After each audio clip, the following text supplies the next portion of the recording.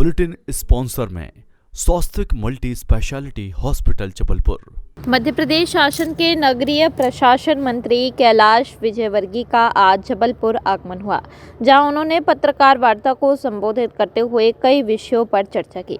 वहीं मंत्री ने चुनावी घोषणा पत्र को लेकर कहा कि चुनाव 5 साल के लिए होते हैं और चुनावी घोषणा पत्र भी 5 साल का ही होता है। तो वहीं धान और गेहूं की एमएसपी को लेकर मंत्री का कहना है कि आने वाले समय में धान और गेहूं की एमएसपी बढ़ाई जाएगी। अभी गेहूं में 125 रुपए क्विंटल बोनस दिया जा रहा है। तो वहीं संसद में प्रियंका गांधी और विपक्ष के संविधान को लेकर दिए जा रहे बयानों का भी मंत्री कैलाश विजयवर्गीय ने जवाब दिया है। उन्होंने कहा कि जो लोग संविधान को हाथ में लेकर चलते हैं, उन्होंने ही संविधान के साथ खिलवाड़ किया है। जब देश में उनके नाना जी की सरकार थी, तब धारा 370 लगाई गई थी, जिसके बाद बाबा साहेब भीमराव अंबेडकर ने पत्र लिखा कि यह संविधान के आत्मा की हत्या है। अपनी सरकार का उदाहरण देते हुए उन्होंने कहा कि 70 सालों तक जम्मू कश्मीर में धारा 370 की वजह से आरक्षण लागू नहीं हो पाया, लेकिन जब से हमारी सरकार ने जम्मू कश्मीर में धारा 370 हटाई है, तब से वहां आरक्षण लागू करवाया गया है।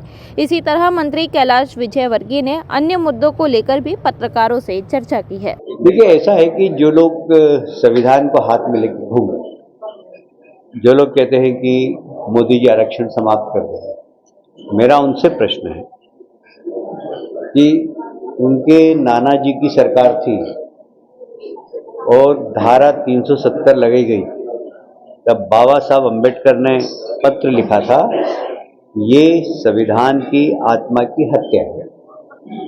तो पहले संविधान के साथ छेड़छाड़ की तो कांग्रेस ने, जो संविधान लेके घूमती है, उन्होंने की। आरक्षण धारा 370 लगने के कारण 70 साल तक जम्मू कश्मीर में आरक्षण नहीं दिया गया। हमने धारा 370 हटाई। हमारे देश के यशस्वी प्रधानमंत्री नरेंद्र मोदी और गृह मंत्री अमित शाह जी ने धारा 370 हटाई।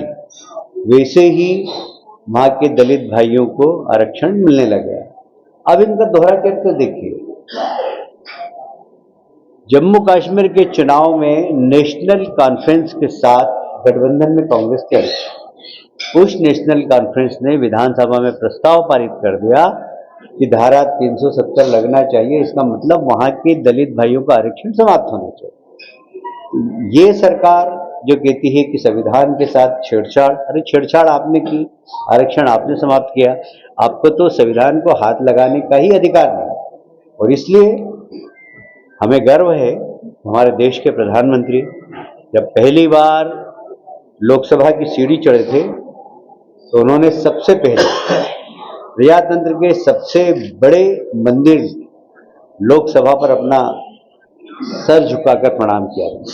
फिर अंदर गए, वहां पर दोनों हाथ जोड़कर बाबा साहब अंबेडकर को प्रणाम किया और संविधान को प्रणाम किया। हम संविधान को गीता रामायण के तरह पवित्र मानते हैं और उनका सम्मान भी करते हैं, और उसके अनुसार डेमोक्रेसी में हम सरकार चलाना चाहते हैं और हमने चलाई भी। और इसलिए हम कह सकते हैं कि संविधान के यदि सबसे ज्यादा सम्मान करने वाला कोई दल है तो हमारी बात है।